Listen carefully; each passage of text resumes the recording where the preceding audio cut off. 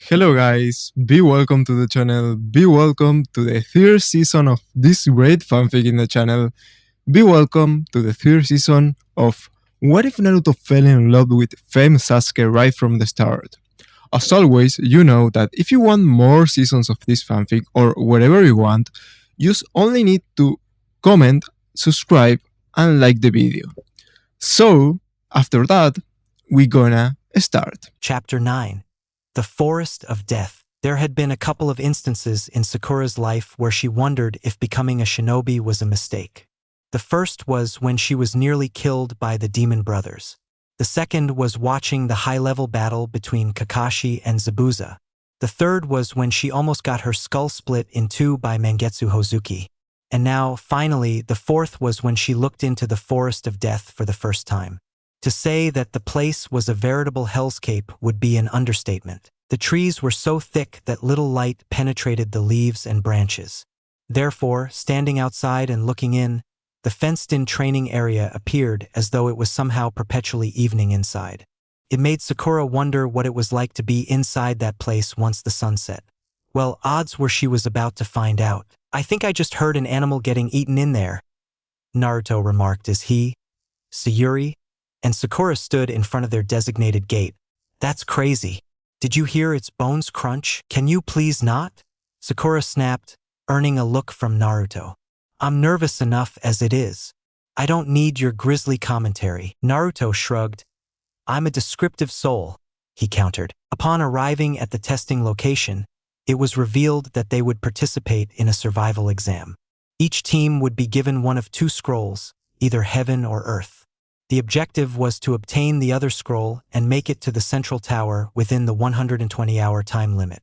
To make matters worse, they were required to sign waivers beforehand, the implications of which nearly caused Sakura's knees to tremble. Internally, Sakura crunched the numbers. In total, 26 teams passed the first exam. That meant 13 teams would have heaven scrolls, and the other 13 would have earth scrolls. So, at max, only 13 teams could pass since each team needed 2 scrolls to proceed. This, however, did not account for the possibility that some teams may die or be unable to make the time limit. Therefore, it was more likely that less than 13 teams would make it through the second test. Sakura wagered that it would be closer to somewhere between 5 and 8 teams when she factored in the many variables that the forest presented. "We need to decide who's going to carry the scroll," Sakura spoke up, looking over at the heaven scroll in Sayuri's possession. "I will," Sayuri replied immediately, her tone leaving little opportunity for debate. She then placed the scroll into her weapon pouch to prevent either of them from trying to take it from her. She would get no argument from Sakura. In Sakura's eyes, Sayuri was the logical choice to carry the scroll. She was the perfect balance of strength and responsibility. Sakura may be the most cautious and analytical member of Team 7. Still, she wasn't strong enough to protect the scroll from the more powerful exam participants. On the other hand, Naruto was just as strong as Sayuri was, but he was also careless at times. "If that's what you want to do, then come over here and bring the scroll," Naruto said to Sayuri before rummaging through his weapon pouch. Initially reluctant to follow along, Sayuri eventually complied when she noticed that Naruto didn't seem to be joking around. He then pulled out a brush and a canister of ink, which Sayuri found odd. Was he going to write her some sort of note? Or maybe he would paint the scroll to disguise it as an earth scroll. "Choose a hand and stick it out." After a moment of thought, Sayuri extended her left hand and nearly flinched when Naruto grabbed it with his own left hand. He then removed her white wrist warmer and turned her hand over, exposing her underarm. After that, he painted a strange-looking diagram on her wrist, mainly consisting of small kanji and the occasional symbol. Once he was apparently finished, the kanji was left with an empty circle in the middle encircled by 3 arrows. Naruto then took the scroll out of Sayuri's other hand and placed it directly on the symbols he had drawn. With a look of concentration, Naruto muttered, "Seal!" The heaven scroll immediately vanished in a puff of smoke, and the circle at the center of the 3 arrows was filled in by the kanji for the word scroll. Apparently satisfied with his work, Naruto stepped away with a small smirk before handing Sayuri her arm warmer back. Needless to say, his teammates had questions. "I have to say, Sayuri, You have surprisingly soft skin. Despite her best efforts, Sayuri blushed at the unexpected compliment. She then quickly composed herself. What the hell did you just do? Naruto grinned. Just some basic fuinjutsu. Simple enough if you practice. I can teach you guys later if you want, he explained. If you need to remove the scroll, all you have to do is channel your chakra into the seal, and it will be released. For now, I suggest you put your wrist warmer back on so nobody sees it. Sayuri scowled. Let me guess, the perverted old man who taught you how to summon toads taught you that too? She asked while indignantly following his instructions and putting her wrist warmer back on. Naruto simply nodded in response with his trademark cheeky grin. How many other techniques are you going to conveniently pull out of your ass? That's the last one, I swear. Sakura appeared baffled and out of the loop. A perverted old man? She asked before shaking her head. And what was that about toads? It's a long story. Before their conversation could continue, a Chunin came over with a key and unlocked their gate. Team 7 looked up at their gate 12 to be specific, and mentally prepared to get started. The Chunin continued to stare at his watch until precisely 1:30 p.m. At that moment, the test officially started, and the gate was opened. Without any hesitation, Team 7 blurred forward and disappeared into the trees. Once they were out of sight, the Chunin locked the gate and returned to his station. Now that they were in the Forest of Death, Team 7 immediately felt it lived up to its name. Everything in the forest was unnatural. The trees were massive and so was the wildlife. And as noted previously, very little light managed to break through the leaves and branches above, making it feel like they had been transported into a completely different time zone. Eventually, the trio found a relatively defendable position and landed to discuss their strategy. Sakura, I'm sure you've already assessed the situation, Sayuri said. You should take the lead. Surprised to be chosen for such an important role, Sakura raised her hands. Wait, I don't know if I'm the one for the job, she responded. One of you two should be in charge. At Sakura's side, Naruto grinned. Are you kidding? He asked. If not for you, we wouldn't have passed the bell test. You were made for this, you know? As soon as Naruto finished speaking, Sayuri nodded in silent agreement. Frankly, Sakura was touched that her teammates had so much faith in her abilities. However, it was one thing to formulate a plan during a team training exercise and another entirely to do the same in a life or death situation. There were so many variables that Sakura couldn't account for. How strong was the competition? How much actual sleep would they be able to get in such a stressful environment? Was food plentiful or difficult to come by?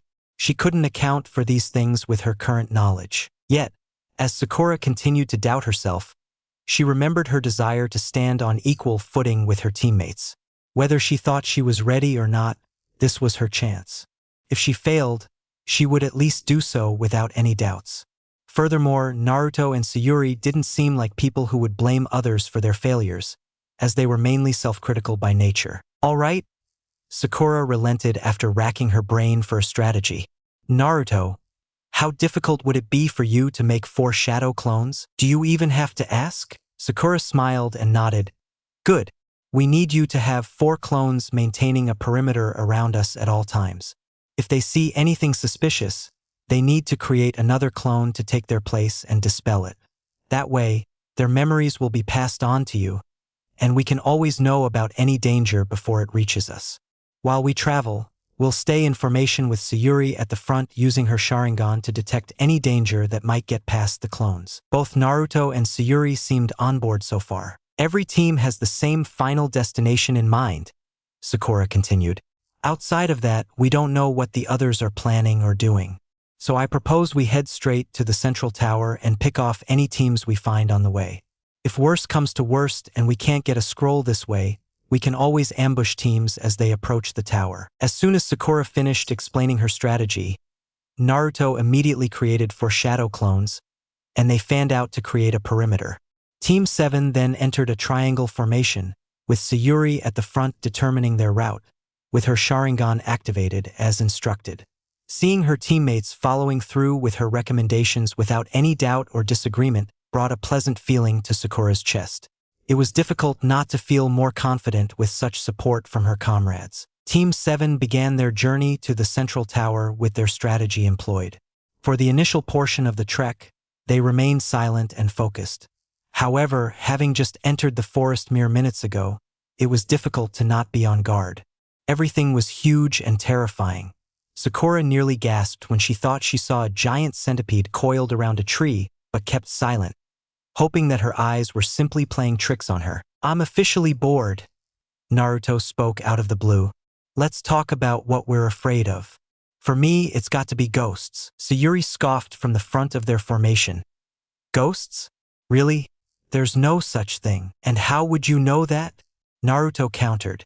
"Are you some kind of ghost expert? Hard to be an expert on something that doesn't exist." While unsure if he had done so on purpose or not, Sakura was grateful that Naruto broke through the silence and initiated some casual conversation. Seeing as this was the Chunin exams, and they were currently moving through the most dangerous training ground in the village, it would be easy for them to get stressed out and make a mistake. Sakura pondered Naruto's question carefully. "I guess I would say snakes, if I had to choose only one," Sakura revealed. "They're just so creepy." Naruto nodded sagely before turning to Sayuri. "Well, what about you, Ms. Know-It-All?" he asked. "I'm not afraid of anything." "Yeah, right," Naruto replied. "I remember you were trembling like a leaf when we first fought Zabuza." Even from behind, Sakura noticed the slight red hue that spread across Sayuri's cheeks at the accusation. Her lack of response was all the confirmation that Naruto needed if his smug look was anything to go by. To be fair, though, Sakura felt she had no room to judge if what he said was true. She recalled that she could barely hold her kunai properly under the weight of Zabuza's killing intent. "Shut up, loser," Sayuri growled. With thinly veiled amusement, Sakura awaited Naruto's reply. Over the past few months, she had grown to appreciate her teammates' little spats, as any spectator to a grand spectacle would. However, when Naruto failed to respond as she'd anticipated, Sakura and Sayuri looked over their shoulders to see that he had stopped in his tracks for no discernible reason. With a bewildered expression on his face, Naruto attempted to explain, "My clones were just..." Before Naruto could finish what he was trying to say, a mighty blast of wind hit like a train. Thinking on her feet, Sayuri grabbed Sakura's arm to prevent her from being taken in. However, Naruto wasn't so lucky, as he seemed to take the full brunt of the attack head-on. Sayuri and Sakura could only keep their eyes on him for a brief moment before he was sent flying deep into the forest. Sayuri clicked her teeth in irritation at their misfortune before quickly dragging Sakura into a nearby bush to hide while they still had the chance. While surveying the area, she noticed that the jutsu used to attack Naruto had been so powerful that it uprooted trees and left a shallow trench in the soil. While initially uncertain about what it was, Sayuri eventually concluded that it must have been a powerful wind-style jutsu. Upon regaining her bearings, Sakura's head swiveled around in worry. "Where's Naru?" Wary of whoever had just attacked them, Sayuri placed her hand on Sakura's mouth to silence her. Now more so than ever, they needed to think tactically. Naruto was strong and could take care of himself, but until they could confirm what they were going up against, it would be foolish to try and help him. Sakura was initially cooperative, but then for whatever reason, she began to panic. Before shaking Sayuri's hand from her mouth, "Sayuri, behind you," she warned, internally cursing her inability to sense the danger. Sayuri looked over her shoulder and was astounded to see a massive snake looming over them. Unsure if it was somehow connected to whoever attacked them or if they were just plain unlucky, she and Sakura quickly created distance and fled deeper into the forest. However, before they could advance very far, they were soon face to face with a strange-looking woman with long black hair and matching eyes. The grass kunoichi tipped her conical straw hat in greeting before smiling fiendishly. "My oh my, it would seem that I've stumbled across something rather interesting," she remarked with an almost silky voice that made Sayuri and Sakura's skin crawl. "This should be fun." Team 8 watched in horror as they witnessed what could only be described as an utter massacre. While searching for a scroll, they had come across a standoff between two teams, one from the Hidden Sand and the other from the Hidden Rain. Initially, the Hidden Rain team appeared to have the upper hand. Their leader was a towering, intimidating figure with scars, while his opponent, Gaara, was a pipsqueak in comparison. Oh, how wrong they were. Gaara displayed unnatural power, as he was able to manipulate sand to devastating effect. One of his teammates, a boy named Kankuro, described the sand as an ultimate defense, stating that it protected Gaara from all danger, independent of his own will. The leader of the Hidden Rain team fittingly attempted to defeat Gaara with a shower of Senbon needles. Yet, the attack was effortlessly blocked by the sand. Then, each member of the Hidden Rain team was bound by sand, and then crushed with enough force to cause their blood to fall from the sky like rain. "We need to get the hell out of here," Kiba advised with uncharacteristic fright. Frankly, they probably should have booked it a lot sooner. Both Hinata and Shino were in complete agreement, and Team 8 immediately turned around and made to flee. However, before they could manage, a sand wall rose and blocked their path, preventing their escape. Their hearts immediately sunk as they realized they'd been spotted. Upon looking back over their shoulders, they saw Gaara standing within arm's reach of them. With his arms crossed over his chest and a stoic look on his face, Gaara addressed Team 8 as a group. "Naruto Uzumaki and Sayuri Uchiha," he spoke, much to Team 8's surprise.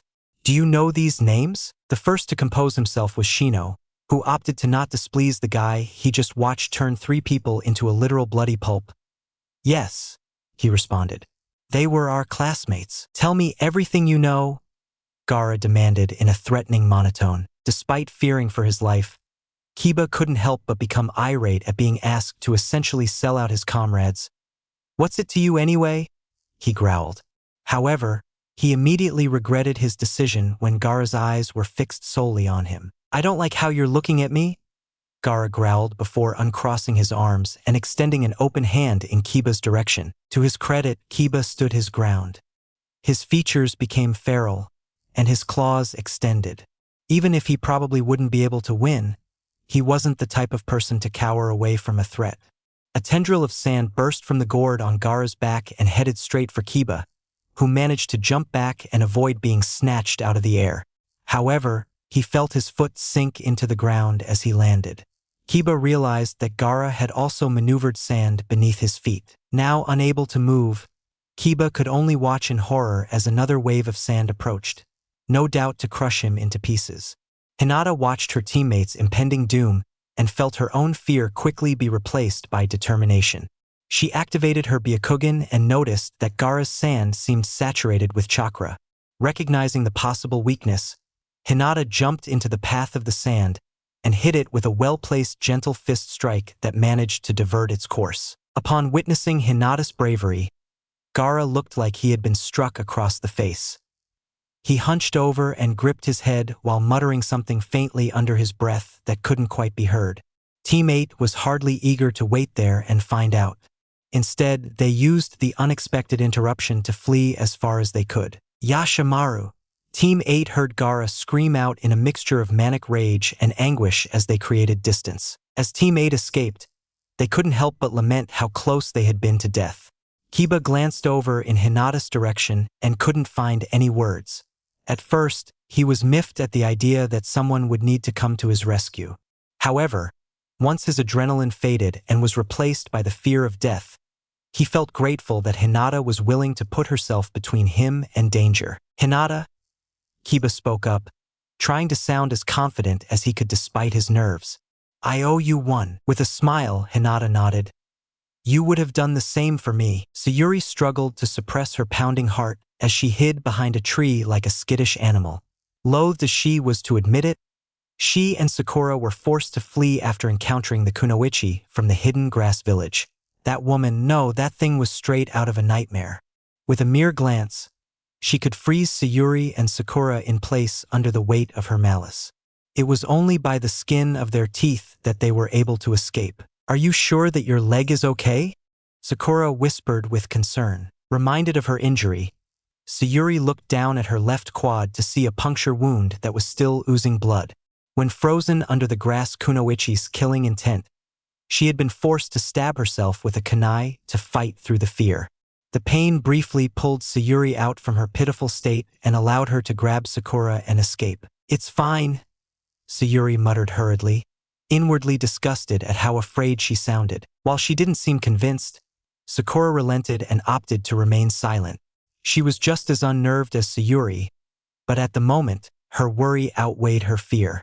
Naruto had been gone for a long time, and to make matters worse, he was utterly alone. Even as horrified as she was with her current circumstances, Sakura at least felt secure that she had Sayuri by her side. She didn't even want to imagine what Naruto must have been experiencing all by himself. The forest then became quiet, too quiet for Sayuri's liking. She silently leaned out from her hiding place and took stock of her surroundings. While half expecting to see yet another colossal snake, Sayuri sighed in relief when she saw nothing. Pleased that her paranoia was misplaced in this particular case, Sayuri leaned back against the tree and sighed wearily. Maybe the grass kunoichi had finally given up on chasing after them? You seem content to live as prey. How disappointing. Sayuri's eyes widened in horror as she heard the familiar voice right next to her ear. She turned fully and saw the grass kunoichi's face sticking out of the tree, almost as if she had melded through it. Both Sayuri and Sakura were quick to jump back. Yet, they were immediately pursued as their enemy extended her body like a snake. Without any thought, Sayuri rapidly weaved through 6 hand seals, fire style, phoenix flower jutsu. After gathering chakra in her chest, Sayuri unleashed a volley of small fireballs from her mouth. The grass kunoichi hardly seemed concerned. She managed to elude the attack almost effortlessly as she continued to close the distance.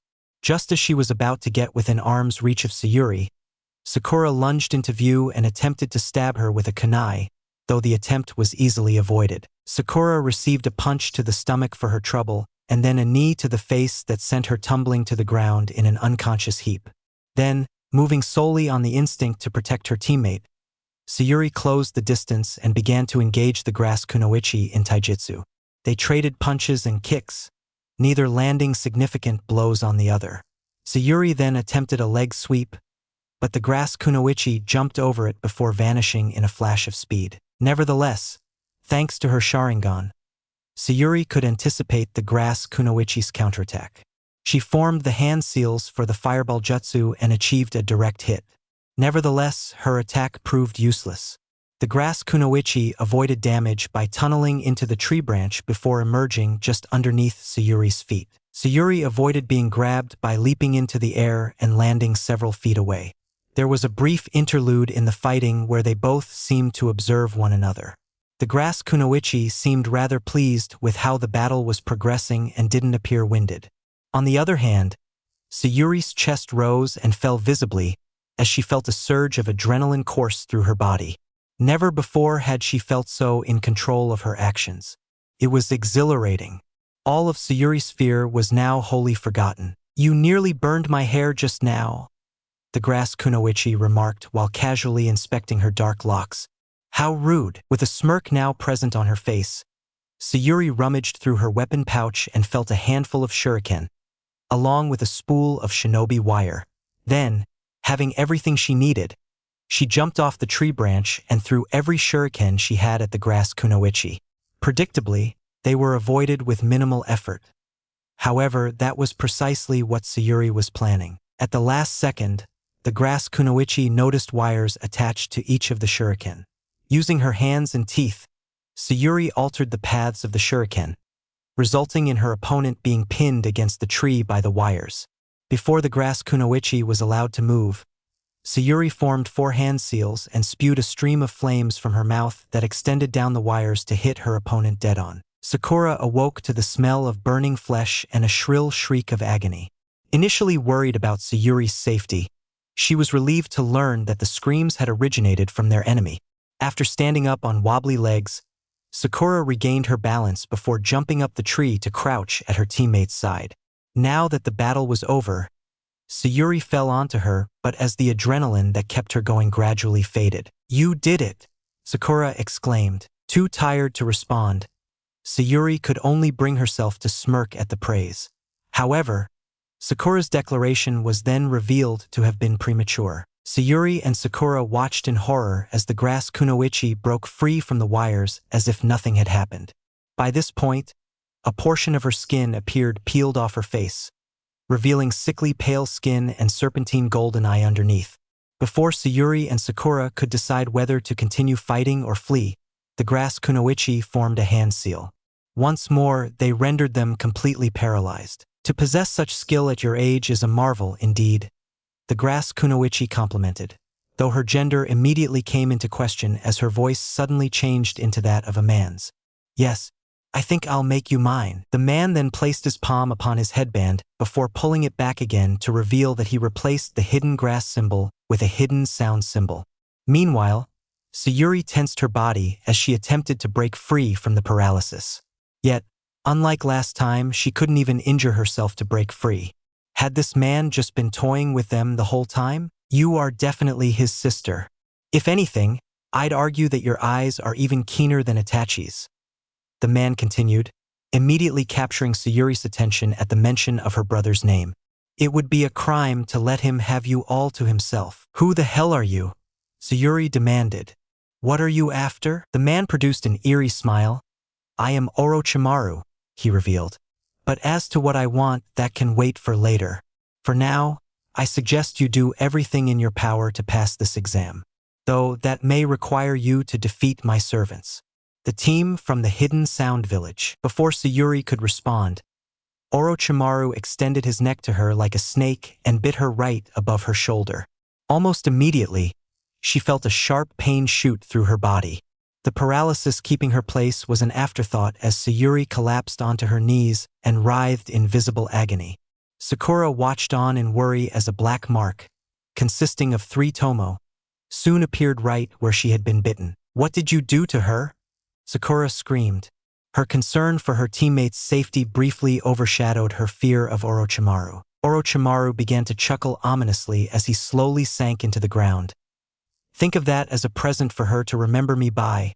I'm sure that she'll find it useful, he explained before disappearing into the ground entirely. Until next time, Sakura was hardly given a chance to celebrate Orochimaru's departure, as she was far too concerned with Sayuri's condition. The mark itself was worrisome enough, even without its sinister origins. However, to make matters worse, it also seemed to cause Sayuri ungodly pain. So incredibly intense that she eventually passed out due to shock. I need you, Naruto, Sakura thought in terror as she realized she was all alone. Please be okay. The first thing Naruto saw upon regaining consciousness was a girl he'd never met before kneeling at his side. She had crimson eyes, fair skin, and striking red hair in an unusual style. The right side was short and spiky, while the left side was long and straight.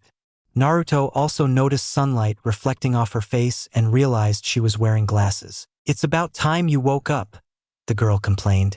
Do you know how many animals I had to fend off while you were asleep? Naruto raised a single brow. How many? Well, just one. But it was a giant snake. A drop of sweat trickled down the side of Naruto's head at the admittedly small number. Well, thanks, I guess, he said.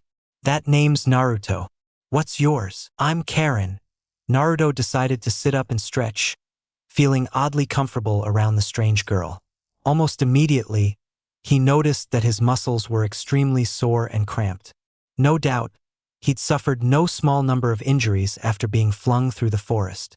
Someone else in Naruto's position would have probably broken bones or even died. He was grateful for being built so tough in moments like these. How long was I out? After performing a mental estimate, Karen responded, I'd wager a couple of hours. Naruto did a double take at the revelation. Wait, seriously? He shouted. I need to go and find my team. They need me. Karen watched in silence as Naruto jumped to his feet in a panic. However, before he ran off to search for his comrades, she decided to offer some helpful advice. You're not going to be able to find them by yourself, Karen explained, causing Naruto to halt.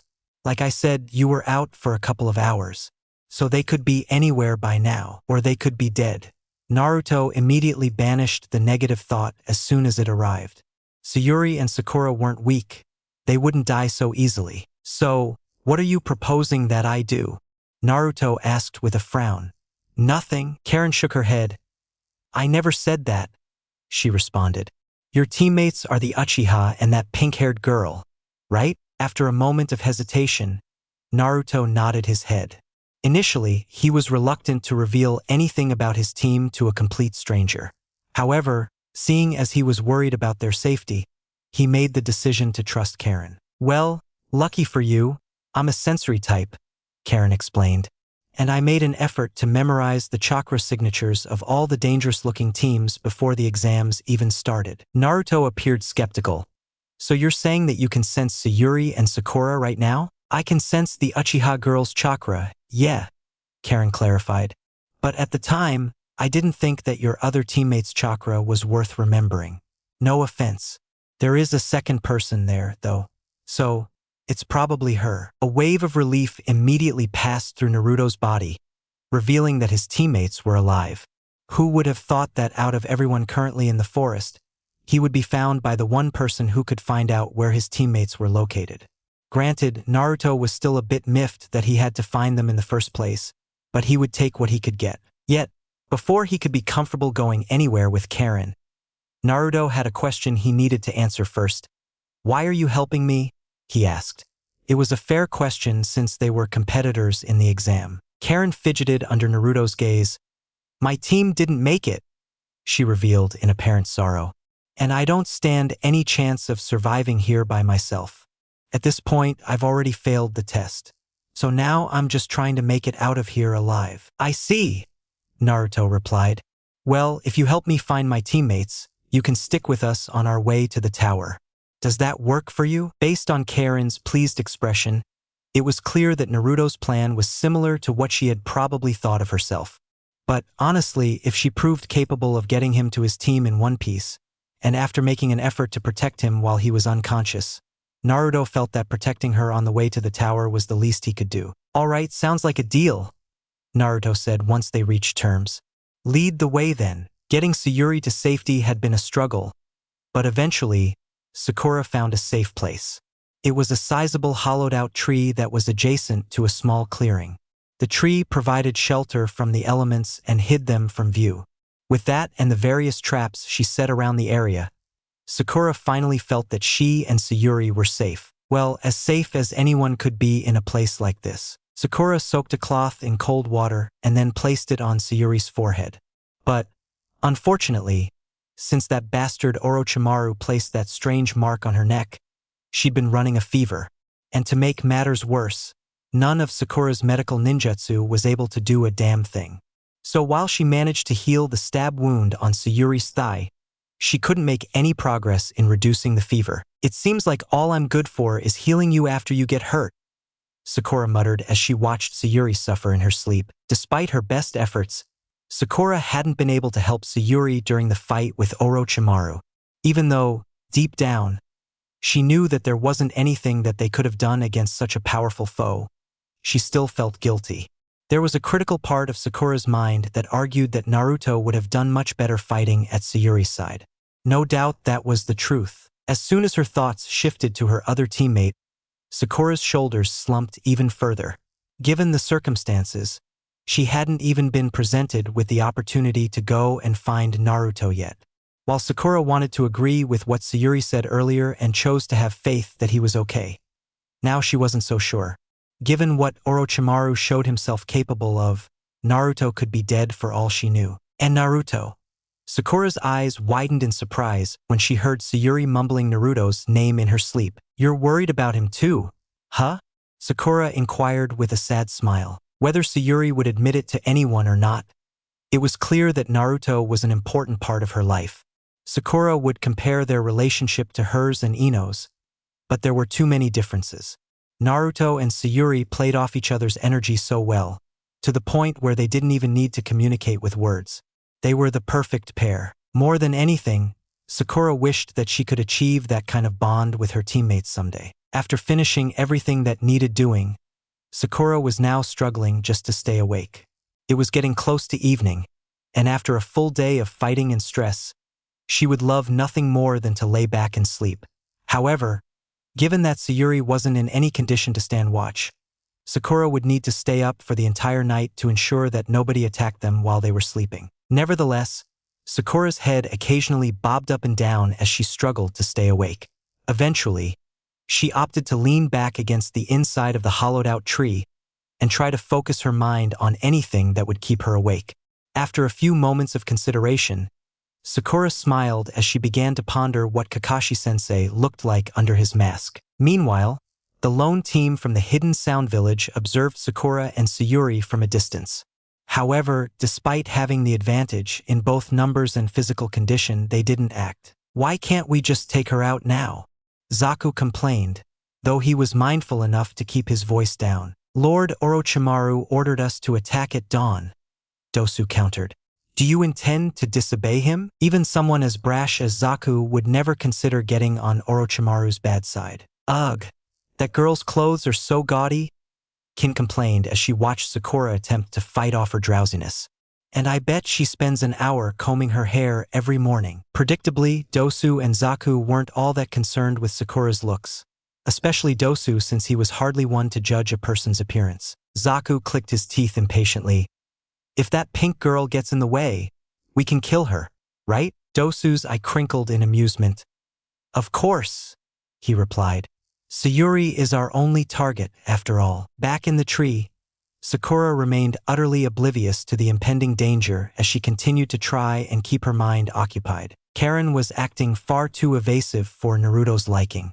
When he'd agreed to come with her, it had been because of the promise that she would be able to find his teammates. Yet, as they progressed further and further into the forest, Karen acted oddly suspicious. At first, Naruto attributed it to the possibility that she was shy, but he quickly reminded himself that this was an exam, and she was competition.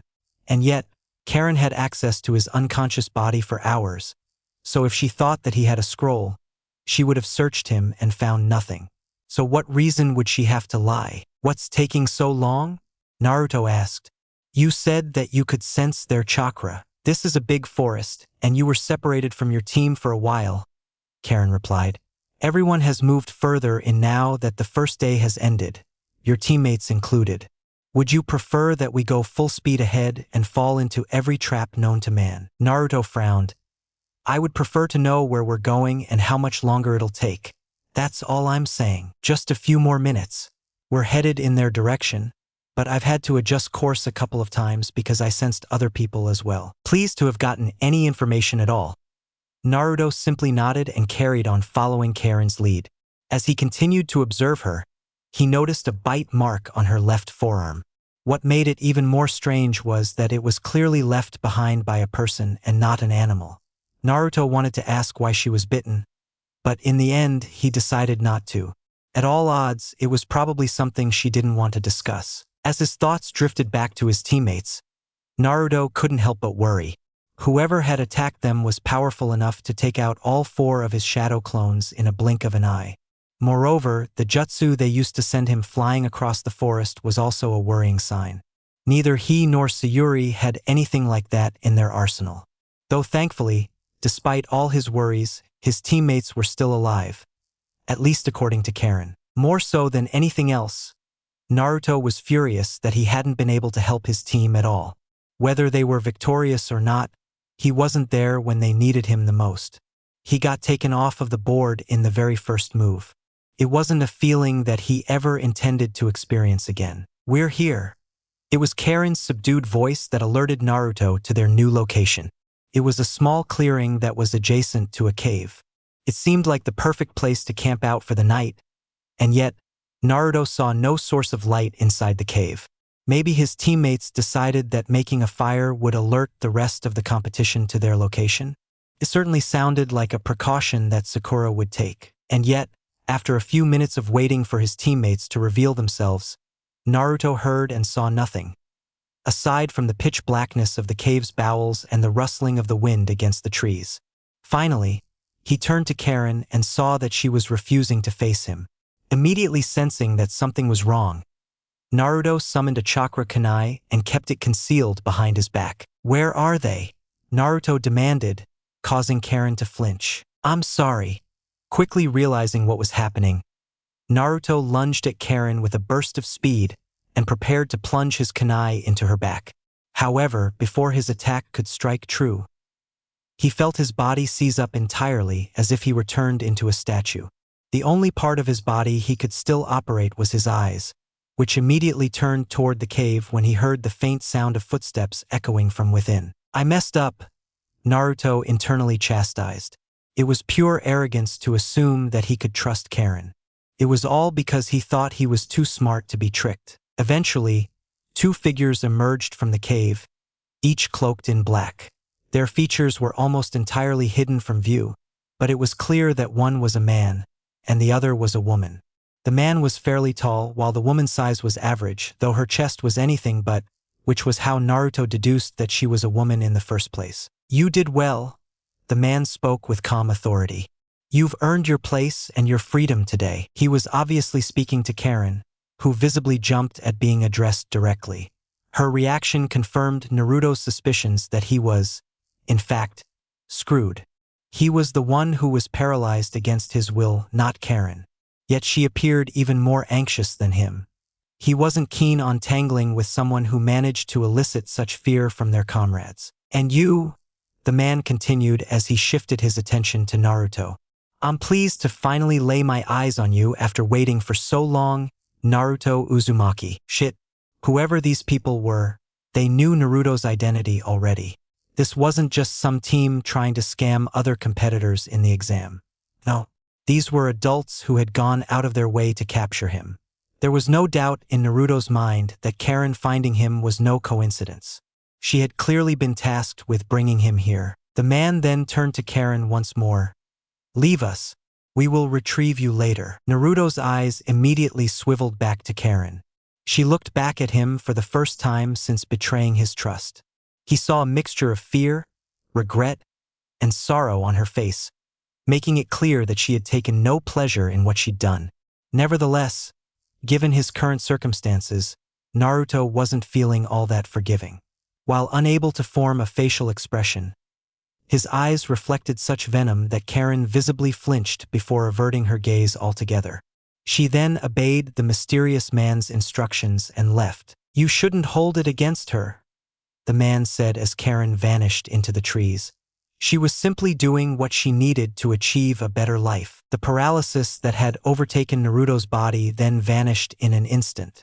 He nearly fell forward at the unexpected change but was quickly able to regain his bearings. Now able to control his body, Naruto looked over at the cloaked strangers and glared. Whoever they were, it was clear that they weren't friends. "Who the hell are you?" Naruto demanded. The man was quiet for a moment before replying. "My name is Genichiro," he revealed before gesturing to his partner. "And this is Rika." Genichiro then pulled down his hood, revealing that he was a young man with red eyes and red hair, the latter styled into a shaved top knot. Strangely, he had a red circle with a ring around it seemingly tattooed onto his forehead, almost resembling a third eye. As for his attire, along with his black cloak, he wore a maroon jacket with black buttons and lining and matching pants with black shin-high shinobi sandals. The woman, Rika, apparently opted to keep her appearance a secret. "Now that you know my name and have seen my face, we're no longer strangers," Genichiro continued. "And I've known you for a very long time, Naruto." Without warning, Naruto vanished in a body flicker and at Genichiro's back. At this point, a chakra tanto was already manifested in his right hand. He attempted to attack the much taller man's blind side. However, before his strike could land, Genichiro swiveled around with even more impressive speed and landed a back fist square across Naruto's jaw. The force of the blow sent Naruto reeling and would have likely separated a lesser genin from their consciousness. Upon recovering from the blow, Naruto lurched back and formed the shadow clone hand seal. A dozen clones then appeared and surrounded Genichiro before attacking him simultaneously and from multiple angles. However, Genichiro avoided every blow and countered perfectly until every clone was eventually dispelled. Yet, once the smoke from the clones vanished with the breeze, Naruto was revealed to have disappeared. He decided to escape. "Clever," Genichiro calmly praised before turning to his colleague, Rika. "Find him." Naruto frantically leaped from tree to tree as he made his escape. He was now less concerned with finding his teammates and more focused on remaining alive. When he realized he was led into a trap, his plan immediately became to flee as soon as possible. Fighting someone who could paralyze his body on a mere whim was not a prospect that Naruto was interested in dealing with. However, he had learned in the Land of Waves that there was no shame in retreating when faced with stronger and more experienced opponents. Who said that you were allowed to leave, mongrel? Despite his high-speed movement and heart pounding, Naruto heard the strong feminine voice clear as day. He stopped on a dime and looked back to see Rika casually leaning against a tree. Her hood was now pulled back, revealing that she was a woman of almost unimaginable beauty. She had flawless skin, long, flowing red hair, and purple eyes, which seemed to reflect nothing but contempt. Not wanting to allow her to make the first move, Naruto clapped his hands together. Rika merely watched dismissively as hundreds of chakra shuriken manifested in the air surrounding them. Once he was seemingly finished, Naruto separated his hands and manipulated all of the shuriken at once before sending them flying toward Rika with astonishing speed. The force that the attack generated when it landed was enough to create a cloud of debris that obscured Naruto's vision. After a moment, the wind blew away the debris, revealing that Rika had vanished. Unable to react in time, Naruto was struck hard in the back of the head and sent falling onto the ground. Before he could try to move or escape, Rika slammed her foot onto his skull and pushed his head into the dirt. Pathetic, Rika muttered under her breath, looking down on Naruto as if he were a bug. Rika snapped her fingers, and a purple rift appeared directly behind her. Almost immediately, Genichiro walked through the opening as if exiting a tunnel. Naruto watched the display with no shortage of awe. Had this woman just created a portal like it was nothing? Naruto recalled conversations in which the pervy sage told him about spacetime ninjutsu. Apparently, it was supposed to be an incredibly scarce and complex art. Was that how she managed to move so fast? Genichiro looked down at Naruto's prone form and frowned. Is such disrespect really necessary? He asked before turning to Rika. He's not worthy of respect? Rika countered before grinding her foot into Naruto's skull even more as if to prove her point. You know that. The blatant mockery in Rika's voice sparked a fire within Naruto's stomach. Almost immediately, he felt the Nine-Tails chakra pour into his body and made no attempt to stop it. The chakra was only meant to be used during emergencies. Yet, Naruto felt that pretty much anyone would agree that his current predicament warranted its usage. Now wasn't the time to hold back if he wanted to live. Sensing the foreboding chakra beneath her foot, Rika appeared surprised when she looked down and saw blood-red eyes staring back up at her. She attempted to jump back and create distance, but a clawed hand quickly grabbed her ankle and attempted to snap her leg like a twig. However, before any such damage could be inflicted, Genichiro blurred forward and kicked Naruto with enough force to send him skipping back like a stone. See where your reckless showboating gets you? Genichiro chastised Rika after coming to her aid. Annoyed at lecturing like a child, Rika crossed her arms under her chest and averted her gaze. Meanwhile, Naruto rose back to his feet and hunched over like a cornered animal. He then prepared to lunge forward and rip his two enemies to pieces. However, before he was given a chance, Genichiro formed a hand seal with his right hand. Once more, Naruto was utterly paralyzed. Then, Naruto began to feel his body act on its own, as if he was being manipulated by some invisible force.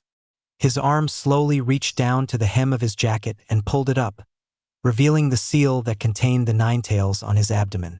Genichiro walked over and looked upon the seal with an appraising gaze. Eventually, he reached out and placed the palm of his hand against the seal, causing Naruto's skin to crawl at the almost tender nature of the physical contact. An 8-trigram seal, Genichiro remarked, clearly familiar with the Fuinjutsu style. He then looked back up at Naruto's face. Your fourth Hokage was truly an extraordinary man. There's no need for me to alter his work after all.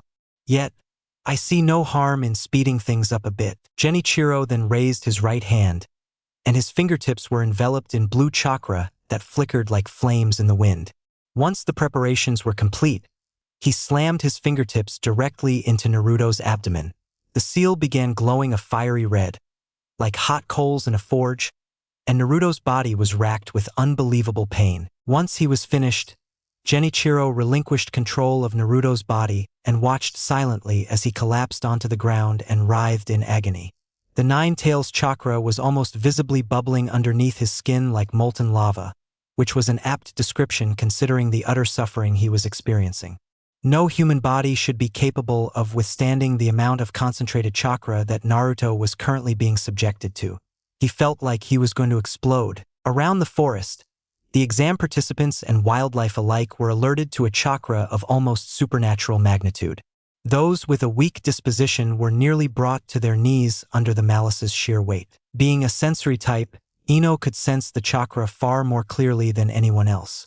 Without warning, she collapsed onto her knees and struggled to breathe as she felt some outside force compressing her lungs. Shikamaru and Choji were also affected but could not detect the malice as clearly as she could. They both crouched down at her side with looks of concern. In contrast, at Central Tower, Gaara hunched over and gripped his skull tightly with a psychotic grin. While waiting next to him, Tamari and Kankuro couldn't decide what they should be more afraid of, the chakra or their brother. Similarly, Han set off like a starving dog that smelled fresh meat. He immediately stopped what he was doing and looked in the general direction of where the chakra was coming from. While in far better control of his emotions than Gaara, anyone who looked closely enough could see his tightly clenched fist tremble with excitement. Meanwhile, after finally settling into camp and believing the danger was over, Sakura's heart sank as she detected the malevolent chakra in the distance. Her first instinct was to assume that it was somehow related to Orochimaru. And yet, even she could tell that whatever she was sensing was utterly different from what she'd experienced earlier in the day. "I hope you're okay, Naruto," Sakura thought as she clenched her eyes tightly to suppress tears. Naruto was now barely distinguishable, with the mass of chakra swelling around him. Despite the intense feeling, neither Genichiro nor Rika appeared all that affected. No doubt everything was going exactly as they'd intended. Otherwise, they wouldn't seem so calm. Slowly but surely, the Nine Tails chakra began to calm down before eventually condensing back into Naruto's body. However, that didn't mean his pain was over, not by any stretch of the imagination. The fourth Hokage used the 8 trigram seal for a reason, Genichiro explained over Naruto's cries of agony. He designed it to weaken over time, allowing both yours and the Nine Tails chakra to become one. I've simply accelerated the process a little. While it may hurt now, you will ultimately thank me later. Understandably, Naruto was hardly capable of listening in his current condition. Once this is over, you will experience an incredible change, Genichiro continued. You could even say that I've unlocked your potential. But I won't lie and pretend I've done this for selfless reasons. The pain that Naruto was experiencing hadn't lessened even a bit. If anything, it became more intense with every second. However, there was only so much that his body could take. After a few minutes, he became almost numb to the pain, likely due to a mixture of shock and adrenaline. He found himself lying face first on the ground, digging his fingers into the soil as his body occasionally spasmed under the torment. Eventually, his screams turned to muffled groans and then, ultimately, silence. Genichiro appeared almost impressed as he watched Naruto get a handle on the pain. "We have to leave now, but eventually, we'll come back for you," he revealed. "When that time finally comes, I promise everything will be properly explained. Until then, I advise that you continue to become stronger, Naruto." Now finished, Genichiro turned to face Rika and nodded. Upon receiving the silent order, she created another portal and walked through without hesitation, evidently glad to finally be leaving. Genichiro followed soon after, but not before looking over his shoulder one last time. In return, he received a fierce glare from Naruto, who at this point had suffered a subconjunctival hemorrhage, painting the whites of his eyes a bloody red. While most men would have recoiled at the admittedly intimidating sight, Genichiro offered a satisfied smile. With that, Genichiro walked into the portal and vanished. Now, without the subject of his rage gone, Naruto couldn't fight back the pain any longer and slipped into unconsciousness for the second time since the exam started. The last thing he thought about was his team, hoping that keeping them in his mind would give him the strength he needed to survive the night. Sayuri, Sakura, Naruto thought before finally fading into sleep. Hey, if you're still here and want more seasons of this fanfic, don't forget to give your comment asking for the next season. And give your like and subscribe if you want. So, bye bye in the next one.